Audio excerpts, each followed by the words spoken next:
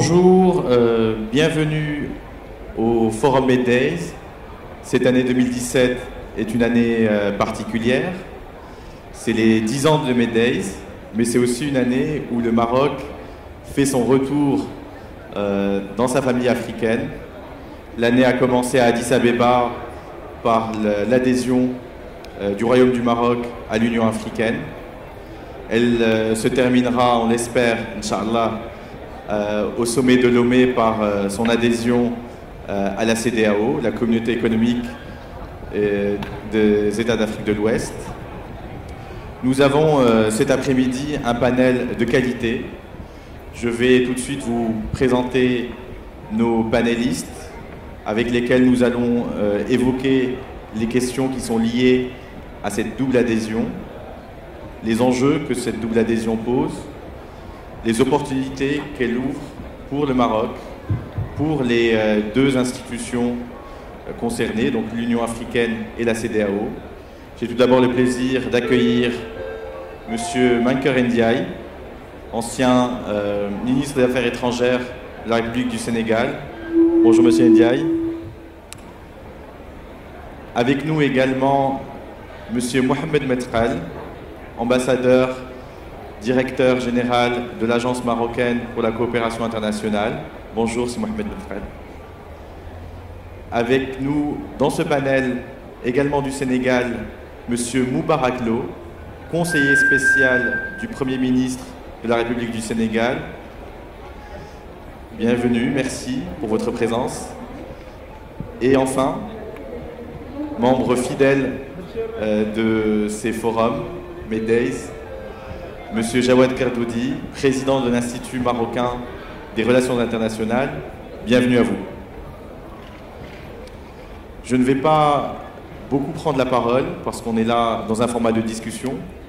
L'intérêt est d'entendre nos panélistes, de profiter de leur expérience, de leur expertise et d'engager une discussion que nous espérons la plus vive, ouverte, sans langue de bois, sur les enjeux de cette double intégration du Maroc à l'Union africaine et à la CEDEAO. Je voudrais tout d'abord commencer par une série de questions générales que nous allons essayer de traiter pendant cette discussion. Les questions que cette double adhésion pose au Maroc et au continent peuvent être résumées en 3 questions. Tout d'abord, quels avantages tire l'Union africaine et la CEDEAO de l'intégration du Maroc? Et puis, quelle position permettra-t-elle au Maroc de renforcer à la fois sur le continent et dans sa position internationale? Donc, il faut poser la question dans les deux sens. Qu'est-ce que ça apporte aux institutions concernées et pour le Maroc, quelle opportunité ça ouvre? Et enfin, quels sont les défis? Les défis, parfois les craintes ou les objections que soulève cette double adhésion. C'était déjà le cas depuis janvier avec l'adhésion du Maroc à l'Union africaine. C'est parfois le cas avec l'annonce de cette adhésion prévue du Maroc à la CEDEAO. Donc j'aimerais tout d'abord poser la question à M. Mankeur Ndiaye. Excellence, Monsieur l'ancien ministre des Affaires étrangères de la République du Sénégal. La première question, c'est est-ce que le Maroc apporte une plus-value par son adhésion à l'Union africaine? Et laquelle? La parole est à vous.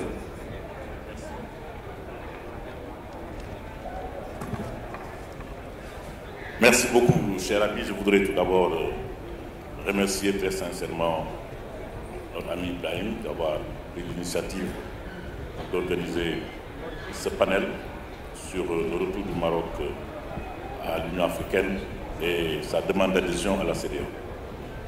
Je voudrais tout d'abord commencer par féliciter le Maroc, saluer la décision sage et historique de Sa Majesté, le roi Mohamed VI, décision du retour du Maroc dans sa famille africaine.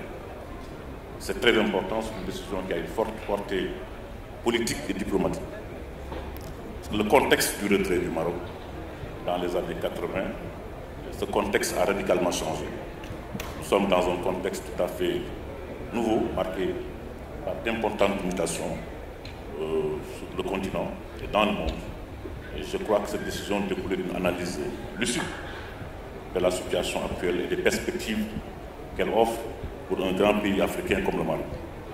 Donc, il faut saluer la décision. Saluer surtout la manière dont, quand même, la campagne de retour a été menée. J'en suis témoin.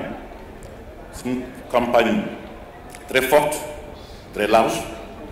Je crois que les missionnaires, les envoyés spéciaux de Sa Majesté ont fait quasiment tous les pays africains, en un temps record, pour expliquer, pour convaincre.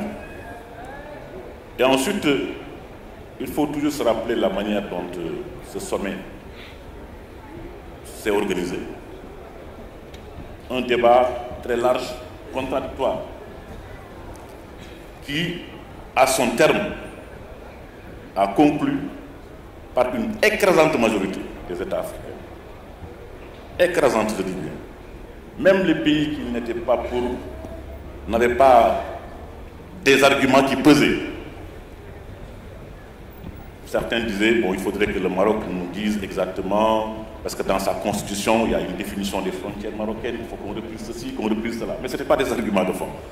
Et c'est ainsi que, justement, le président en exercice, le président Alpha Condé, a tiré les conclusions du débat en disant que voilà.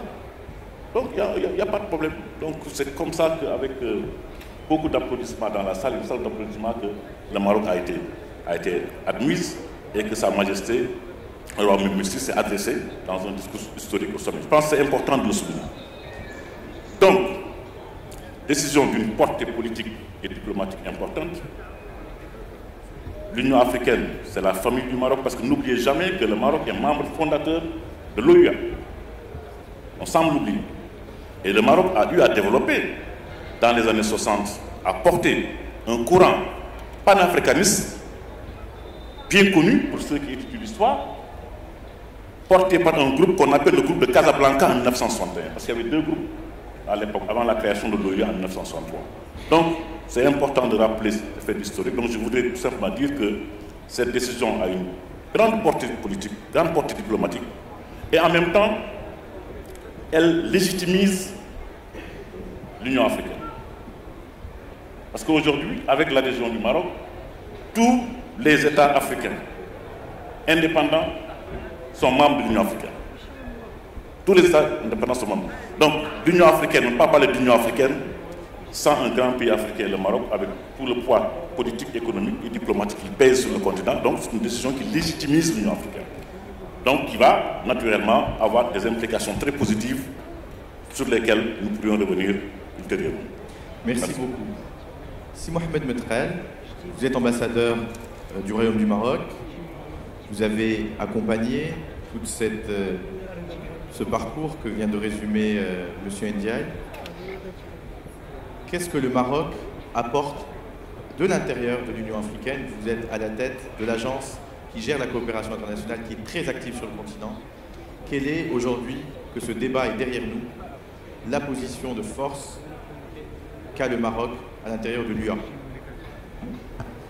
En tout cas, comme l'a dit mon cher frère, le ministre Mankeur Ndiaye, c'est réellement le retour du Maroc à l'UA et la consécration de l'engagement personnel de Sa Majesté le Roi, qui a toujours veillé à ce que l'Afrique soit la priorité du développement international du Royaume du Maroc.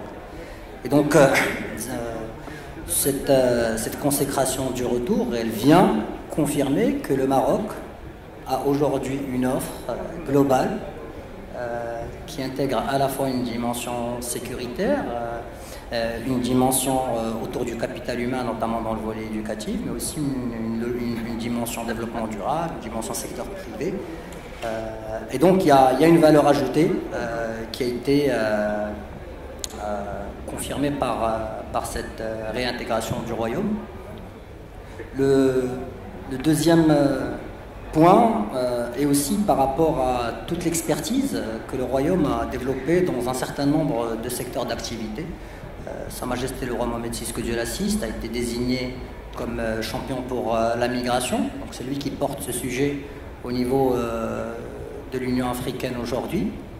Et donc là aussi, ça vient appuyer cette vision clairvoyante royale qui a permis d'intégrer au Maroc l'ensemble des subsahariens qui y vivent, mais aussi qui a toujours veillé à ce que le développement du Maroc vers les partenaires africains mette toujours au centre la dimension humaine et le volet développement durable. Merci. Monsieur Moubarak Lo, vous êtes donc conseiller spécial de Monsieur le Premier ministre du Sénégal. On a entendu les propos convaincants et rassurants de nos deux panélistes. J'ai envie de mettre les pieds dans le plat. Comment expliquer alors toute la polémique au moment de l'adhésion du Maroc à l'UA, les oppositions qui se sont fait jour et la discussion un peu houleuse que personne ne nie, que Sa Majesté le Roi du Maroc a d'ailleurs reconnu même dans son discours. Il y a eu un débat vif à l'intérieur de la famille de l'Union africaine. Comment vous l'expliquez, vous, ce débat, ces craintes qui se sont exprimées, et comment vous pensez, où est-ce que vous pensez qu'on en est aujourd'hui? Est-ce que tout ça est derrière nous? Bon, je pense que le plus important, c'est aujourd'hui. Le Maroc n'a pas besoin d'autorisation pour rejoindre l'Union africaine. L'Union africaine appartient à tous les pays africains.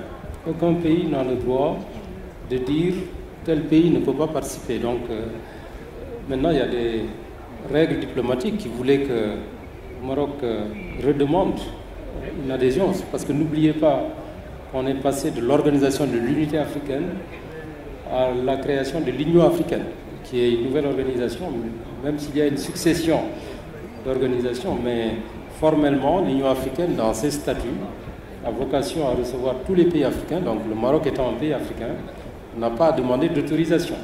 C'était une simple formalité à mon avis. Maintenant, il peut y avoir des relents politiques ici ou là, mais je pense que la sagesse a prévalu. Ce qui importe aujourd'hui, c'est de regarder vers l'avant et de voir comment construire une Union africaine forte.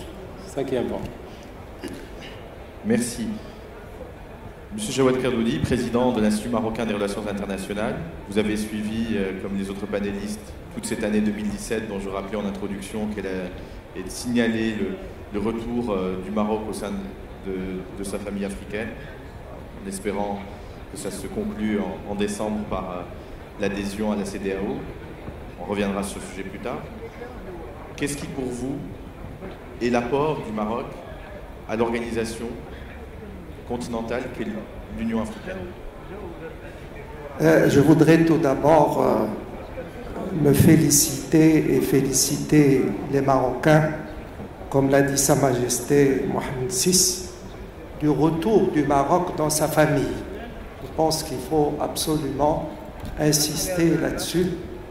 Le Maroc, comme a dit Monsieur le ministre, a été un des fondateurs de l'organisation de l'Union africaine, et donc c'est un retour à la famille. Je voudrais d'abord dire ça. Et 28 pays, je rappelle, malgré un petit peu, comme vous avez dit, les oppositions, 28 pays ont été favorables à ce retour du Maroc dans sa famille. Alors maintenant, concrètement, comme vous avez dit, qu'est-ce qu'on peut apporter? On peut apporter notre expertise. On l'a déjà apporté dans l'Afrique de l'Ouest. Nous avons des domaines, banque, télécom, agriculture, industrie, engrais, etc., où nous pouvons apporter notre expertise à nos frères africains. Les investissements correspondants. Aussi, j'insiste aussi sur un petit peu l'amélioration de la gouvernance. Et on sait qu'il y a un projet de réforme de l'Union africaine. Et moi, je souhaite qu'il y ait ce projet qu'il y ait cette réforme de l'Union africaine, parce qu'elle n'est pas assez efficace. Moi, comme je vous ai dit hier, je n'ai pas la langue de bois. l'Union africaine n'a pas été très efficace et j'espère que le Maroc apportera aussi une amélioration de la gouvernance de l'Union africaine. Et je termine en disant, je l'ai mis à la fin, mais ça compte quand même la contribution financière du Maroc au budget de l'Union africaine, parce que l'Union africaine a des problèmes financiers extrêmement importants, parce que beaucoup de pays ne payent pas leur contribution. Et donc le Maroc, je suis persuadé de cela, va payer régulièrement sa contribution. Et donc c'est cet ensemble qui fait que je pense que le retour du Maroc à l'Union africaine est quelque chose de très positif, d'abord pour l'Union africaine et pour les pays africains. Nous allons tout de suite reprendre un deuxième tour de parole sur cette question pour approfondir un petit peu, et je vais vous poser à tous la même question. Qu'est-ce qui explique, on le voit encore aujourd'hui, alors que se prépare le sommet UEIA, que le retour du Maroc suscite de la part d'États membres de l'Union africaine la crainte que la question du Sahara soit la cause d'une division. C'est un discours qu'on a beaucoup entendu au sommet d'Addis Abeba. Le retour du Maroc est souhaitable, le Maroc retrouve sa place, c'est normal, ça corrige une aberration, mais pour certains, il y avait un risque d'importer à l'intérieur de l'Union africaine un conflit qui est un conflit aujourd'hui géré certes sous l'égide de l'Organisation des Nations Unies, mais qui reste aujourd'hui un conflit qui suscite de la part de certains États membres de l'Union africaine des craintes et des réserves. Monsieur le ministre. Merci bien, mais avant de répondre à votre question, je voudrais ajouter que le Maroc peut beaucoup apporter à l'Union africaine parce qu'il a des relations bilatérales très fortes avec la plupart des pays du continent et il développe beaucoup de projets structurants dans des domaines plutôt comme les infrastructures, comme l'agriculture, comme l'énergie. Et ces projets peuvent parfaitement bien être promus au plan continental. Donc, il doit apporter une contribution importante au développement de la coopération sur intra-africaine, également à l'approfondissement de l'intégration régionale. Et n'oubliez pas également que le Maroc participe à un certain nombre d'opérations de maintien de la paix. Donc, sur les questions de paix et de sécurité, sur les questions de médiation sur le continent, le Maroc a son mot à dire et a un rôle à jouer. Le Maroc participe déjà à des opérations de paix, je crois, participer en Côte d'Ivoire, en République centrafricaine et en République démocratique du Congo. Donc cette contribution va être renforcée. Il s'y ajoute justement la contribution au budget de l'organisation. Notre ami l'a dit tout à l'heure, je me trompe certainement, mais le Maroc devrait être à peu près le quatrième contributeur au budget de l'Union africaine. Je n'ai pas le rang exact, mais je pense que ça tourne autour de 4e ou 5e contributeur au budget de l'Union africaine, ce qui est extrêmement important. Alors, maintenant sur les divisions que cela pose, il faut noter quand même, pour ceux qui étaient au sommet de l'Union africaine, qui a pris la décision, il y avait très peu de pays qui s'étaient opposés au retour, qui n'avaient pas dit formellement leur opposition, mais qui posaient un certain nombre de questions, en interrogeant la constitution marocaine, en disant qu'il ne faudrait pas que ce retour soit un facteur de division au sein de l'Union. Bon, questions auxquelles, ou préoccupations auxquelles Sa Majesté a répondu dans son discours en disant que le Maroc ne vient pas pour diviser, mais le Maroc vient pour renforcer l'unité. Donc, et puis il faut observer que durant ces dernières années, il y a un certain nombre de pays qui ont retiré leur reconnaissance à la race. Ça aussi c'est extrêmement important, qui ont retiré leur reconnaissance. Les pays qui au départ reconnaissaient la race, qui par la suite ont retiré leur reconnaissance. Bon, même, on le sait, l'acte constitutif de l'Union africaine ne prévoit pas le retrait de reconnaissance ou l'exclusion d'un État, parce que ce n'est pas prévu dans l'acte constitutif. Mais le fait que le Maroc soit à l'intérieur, je crois que c'est une très bonne chose pour que la bataille qui est menée par des pays amis du Maroc, au moment où le Maroc est dehors, cette bataille puisse être menée de l'intérieur et je suis convaincu que si le Maroc renforce ses positions au sein de l'Union africaine, la question de la race sera plus ou moins traitée dans les prochaines années. Donc c'est important que la bataille puisse être menée de l'intérieur, portée par le Maroc lui-même, parce que jusque-là, ce sont des amis du Maroc qui portent cette bataille. Mais que le Maroc vienne poursuivre cette bataille au sein de l'Union avec les amis du Maroc, je crois que c'est ça qui explique un peu toute la sagesse, en tout cas liée à cette décision historique prise par Sa Majesté. Donc, ça ne peut être que positif, ça ne peut être que bénéfique. Participer à la réflexion stratégique sur le continent, participer à l'intégration régionale, contribuer au budget, renforcer sa participation aux opérations de paix et de sécurité sur le continent, amener son expertise également et son engagement dans la lutte globale que les pays africains mènent contre le terrorisme et contre l'extrémisme violent. Je crois que ça aussi c'est important de le souligner. Monsieur l'ambassadeur Metrel, comment dépasser ces craintes de division au sein de la famille africaine et surtout, qu'apporte pour le Maroc cette adhésion dans cette bataille que décrivait Monsieur le ministre Ndiaye, qui se fait désormais à l'intérieur de l'institution qu'est l'Union africaine? En tout cas, le Maroc n'est pas rentré dans l'Union africaine pour diviser. Le Maroc a intégré l'Union africaine pour apporter une valeur ajoutée par rapport à, comme je l'ai déjà signalé, l'offre globale du Royaume du Maroc. On a parlé de la contribution financière qui est importante. Il y a aussi toute l'offre de l'expertise, la dimension sécuritaire, la vision royale humaine autour de la migration. Maintenant, ce qui concerne l'intégrité territoriale du Royaume, c'est quelque chose qui n'est pas discutable. Le dernier discours de Sa Majesté le Roi Mohamed VI, que Dieu l'assiste, a été très très clair, puisqu'il a rappelé les paramètres et qu'en ce qui concerne l'intégrité territoriale, il n'y a rien à discuter. Le Sahara est marocain et il restera marocain jusqu'à la fin du monde. Et donc, c'est dans cet esprit que, comme l'a signalé, depuis déjà plusieurs années, une grande partie des pays africains qui ont retiré leur reconnaissance à la pseudo-race. Et donc, c'est dans cet esprit qu'aujourd'hui, il y a plus les 2/3 des pays qui ne reconnaissent pas la race. Et donc, le combat est là, il faut le mener de l'intérieur pour corriger une erreur qui a été produite au sein de cette organisation. Monsieur Moubarak-Lo, qu'est-ce que vous venez de me le rappeler en coulisses, au moment où nous préparions cette séance, vous avez participé et dirigé 2 études stratégiques sur l'institution, sur l'Union africaine. Qu'est-ce que l'Union africaine apporte au Maroc? Qu'est-ce que cette adhésion change pour le Royaume?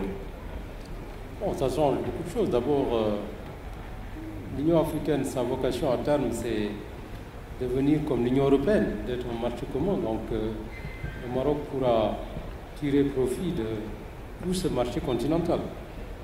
Deuxièmement, nous avons au sein de l'Union africaine une architecture de paix et de sécurité. Vous savez, quand vous êtes dans la même architecture de paix et de sécurité, ça suppose que entre vous, déjà, vous ayez la paix. Donc ça va contribuer à renforcer la paix au sein du continent et donc ça va permettre au Maroc éventuellement même de réduire ses frais de sécurité, en tout cas à ses frontières, parce qu'il n'y aura plus d'ennemis en quelque sorte au sein du continent africain. Donc c'est tout cela que apporte l'Union africaine. Il y a également des modèles de politique sectorielle dans tous les domaines. Aujourd'hui, dans le domaine de la politique sociale, politique minière, et la vocation de l'Union africaine, c'est de faire en sorte que les pays et les organisations sous-régionales s'approprient ces modèles de politique de manière à avoir l'harmonisation des politiques sectorielles sur tout le continent. Monsieur Kerdodi, vous avez entendu les différents intervenants. Est-ce que le Maroc est aujourd'hui en position de force parce qu'il est au sein de l'UA, ou est-ce que l'UA est plus forte parce que le Maroc y est revenu? Alors je dirais que le Maroc est plus fort du fait qu'il est à l'intérieur de l'Union. Comme a dit Monsieur le ministre, la chaise vide, vous savez, on parle beaucoup en diplomatie de la chaise vide, laisse la place à nos adversaires, et nos adversaires, et je vais parler très franchement, en ont beaucoup profité pendant notre absence contre la récupération de nos provinces Sahel. Donc maintenant, nous sommes à l'intérieur et nous pouvons mieux défendre notre position. Et je ne veux pas être pessimiste, mais ce que je constate, c'est que malgré le retour du Maroc à l'Union africaine, nos adversaires n'ont pas désarmé, il faut dire les choses telles qu'elles sont. L'Algérie, l'Afrique du Sud, que nous connaissons tous comme étant les adversaires de notre intégrité territoriale, continuent donc même à l'intérieur à vouloir que la RAST puisse participer au sommet. D'ailleurs, il y a tout un problème concernant le sommet d'Abidjan, où l'Algérie et nos adversaires font tout pour que la RAST soit... Donc la lutte n'est pas terminée et il faut rester vigilant, et le Maroc doit continuer absolument. Il ne faut surtout pas considérer que le fait que nous ayons retourné à l'Union africaine a résolu le problème de notre Sahara. Le problème de Sahara n'est pas terminé. Il faut continuer à lutter à l'intérieur et à l'extérieur. Je voudrais maintenant que nous prenions ce qui reste du temps de discussion pour parler du deuxième sujet, qui est celui de la CEDEAO. Les deux sont imbriqués. On avait décidé en amont de ce panel de parler d'abord de l'Union africaine parce que ça paraissait plus chronologique et logique de d'abord évacuer la question de l'Union africaine. Mais aujourd'hui, la question qui est sur la table dans ce processus de retour du Maroc dans sa famille africaine, c'est une demande d'adhésion du Maroc à la CEDEAO qui a été formalisée par Sa Majesté le roi Mohamed VI en février, et pour laquelle une échéance est prévue le 16 décembre lors d'un sommet à Lomé, lors duquel les chefs d'État doivent se prononcer définitivement sur l'adhésion marocaine. C'est un développement important dans l'histoire de la construction régionale de cette communauté des États d'Afrique de l'Ouest, mais c'est aussi un développement important pour le Maroc qui jusque-là était, qui est toujours d'ailleurs, membre de l'Union du Maghreb arabe, et qui fait le choix résolu, et il y a eu des discours royaux sur cette question, de parachever son intégration économique, humaine, spirituelle parfois, en tout cas multidimensionnelle, avec plusieurs États de l'Afrique de l'Ouest qui sont liés au Maroc par des partenariats multiples. Et cette démarche d'adhésion, aujourd'hui, est donc en cours. Je voudrais, avec vous, évoquer les enjeux que pose cette adhésion, notamment tout le débat qui a porté sur la possibilité juridique ou non de le faire, sur l'opportunité qu'il y a pour la CEDEAO à intégrer un 16e membre, les craintes qui sont, encore une fois, à la susciter, notamment dans le secteur privé, dans certains pays où on craint que cette ouverture à un acteur économique qu'est le Maroc puisse déséquilibrer les marchés, parce que le Maroc est une économie plus compétitive que la moyenne des pays de la communauté des États d'Afrique de l'Ouest, mais aussi est lié par des accords de libre-échange, notamment un accord de libre-échange avec l'Union européenne, ce qui pose toute une série de questions économiques et en tout cas suscite un débat qui, somme toute, est sain. Donc, avec vous, Monsieur le ministre Ndiaye, je voulais d'abord qu'on explore les questions juridiques. Est-ce qu'il y a un obstacle juridique à ce que le Maroc intègre une communauté économique qui est ouest-africaine? Merci beaucoup. C'est une question qui est très souvent posée. Mais de mon point de vue personnel, il n'y a pas d'obstacle juridique. C'est vrai, la CEDEAO s'appelle Communauté économique des États de l'Afrique de l'Ouest. On peut mettre sur la table les critères géographiques.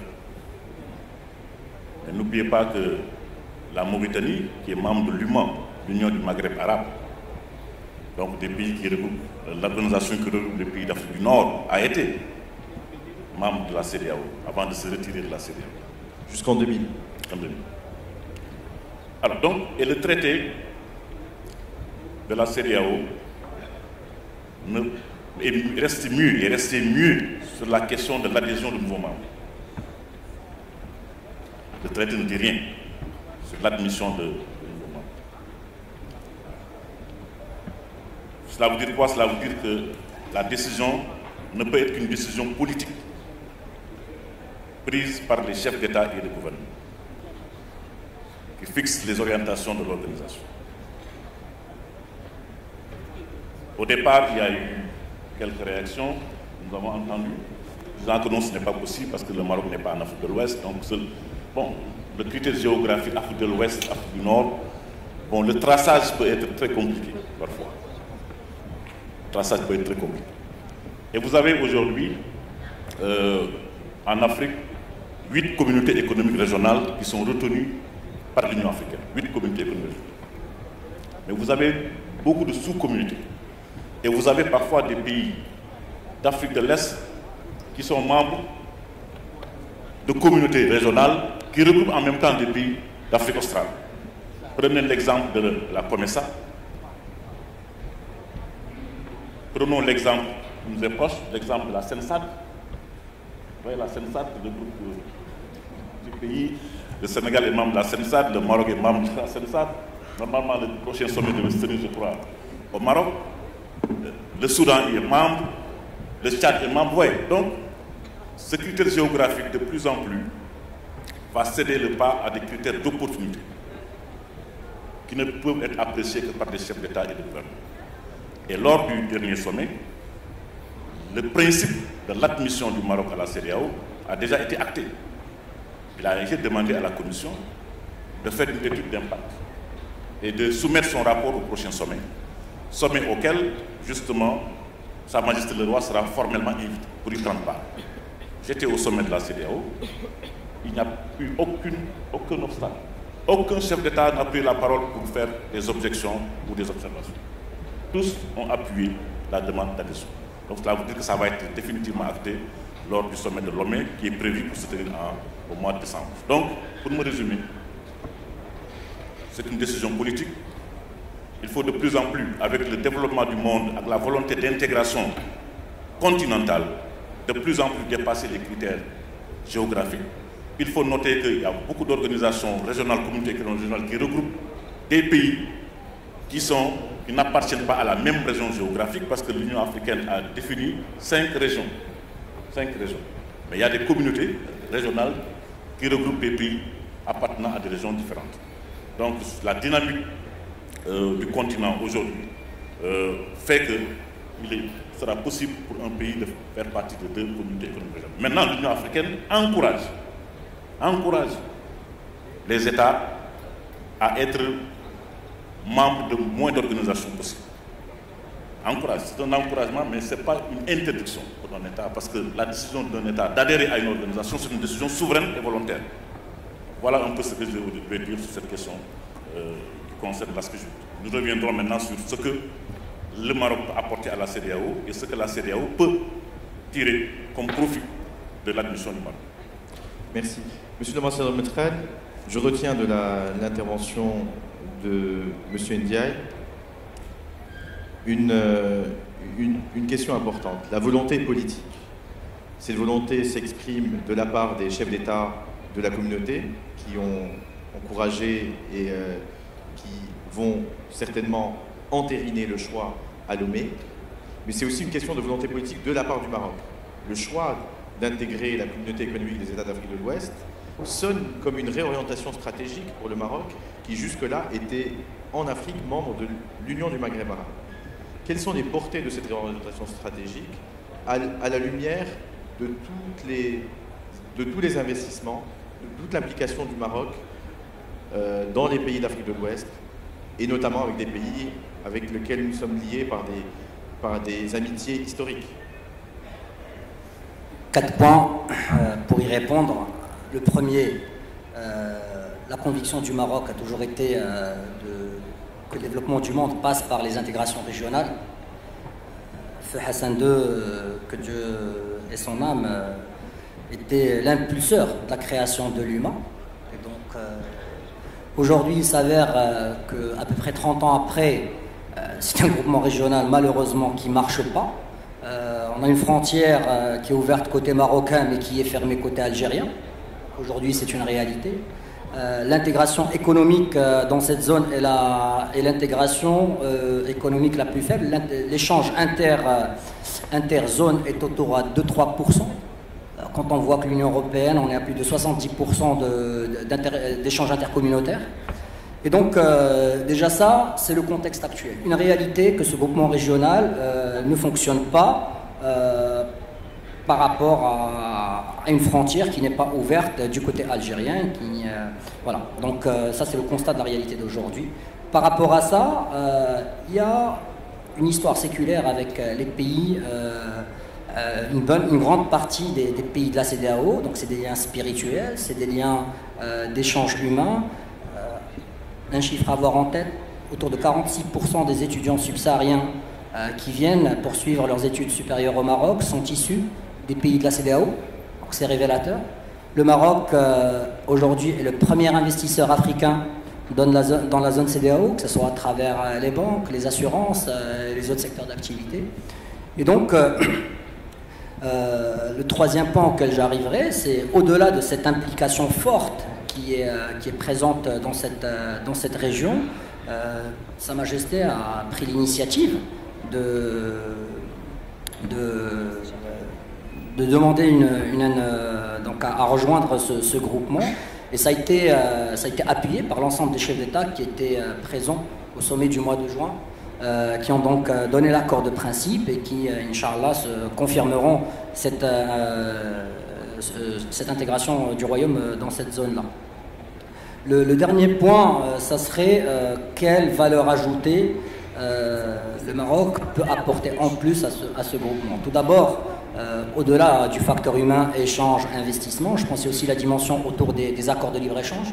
Le Maroc, sur les 15 dernières années, a développé une politique volontariste d'ouverture qui a fait que le Maroc aujourd'hui est devenu un des hubs économiques, financiers, commerciaux du savoir en Afrique.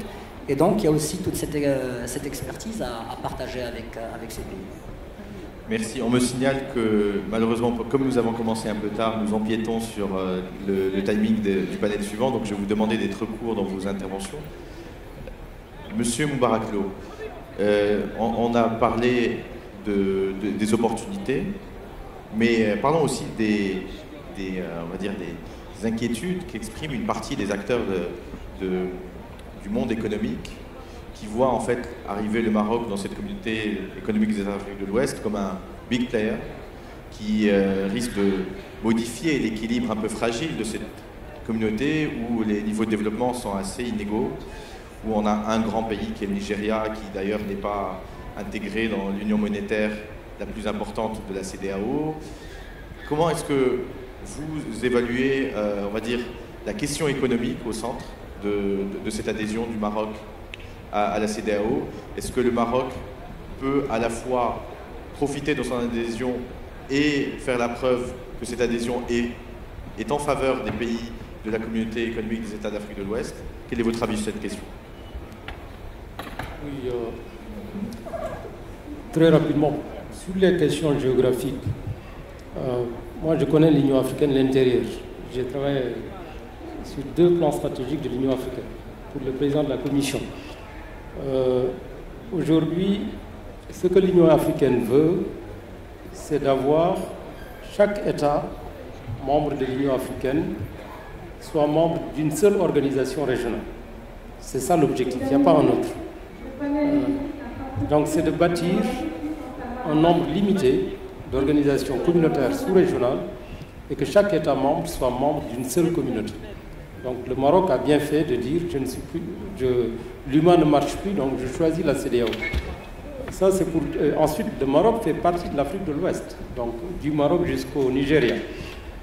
Sur les aspects économiques, je pense qu'il faut prendre le Maroc avec tout ce qu'il apporte, parce qu'il y aura des défis pour les pays membres, mais il y aura également beaucoup d'apports nouveaux. Le Maroc viendra renforcer le tissu économique régional, parce que avec l'arrivée du Maroc, la CEDEAO sera plus forte que la Turquie, par exemple. Aujourd'hui, la CEDEAO va devenir la 16e économie du monde avec l'arrivée du Maroc. Donc ça, c'est un atout formidable. Deuxièmement, au niveau industriel, l'économie régionale, les secteurs privés régionaux pourra nouer des partenariats beaucoup plus approfondis avec le tissu économique marocain qui est très intégré avec l'Europe, avec le Moyen-Orient également. Donc ça, c'est des atouts formidables. Maintenant, au niveau commercial, il y aura forcément des défis, mais n'oubliez pas que la CEDEAO a déjà conclu un accord de libre-échange avec l'Union européenne. Donc le fait que le Maroc bénéficie d'un accord de libre-échange, ça ne change pas la donne, parce que la CEDEAO elle-même vient d'obtenir cet accord avec l'Union européenne. Donc je pense qu'il faudra de manière globale considérer le Maroc avec tous ses apports positifs, mais également les défis qu'il apporte, et les gérer sur la durée de manière responsable. Monsieur Kordoudi, à la fois sur cette volonté marocaine d'intégrer la CEDEAO et donc d'acter l'échec de l'UMA, et sur les enjeux économiques et commerciaux de cette intégration marocaine dans un espace ouest-africain au sens large. D'abord, je voudrais corriger, le Maroc n'a pas quitté officiellement l'UMA. Il y a toujours un secrétaire général qui se trouve à Rabat, et je l'ai visité dernièrement. Donc il faut préciser les choses. Le Maroc est toujours membre de l'UMA, qui est en veilleuse. Et j'espère, parce que moi j'ai toujours aussi milité pour l'UMA, j'espère qu'un jour elle revivra. Et je pense qu'il ne faut pas tuer l'espoir aussi de l'UMA. Ceci dit, et pour être effectivement pragmatique, Sa Majesté le Roi, justement, a dit, bon, puisque l'UMA est en veilleuse, il faut aller vers la CEDEAO, avec laquelle nous avons effectivement des relations historiques, économiques, et donc je trouve ça tout à fait normal. Et pour répondre à votre question, qu'est-ce que le Maroc va gagner, et qu'est-ce que aussi la CEDEAO va gagner, parce qu'il faut toujours qu'il y ait gagnant-gagnant.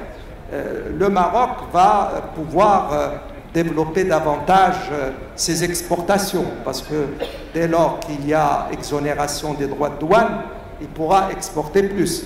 Il pourra aussi importer plus de ces pays-là.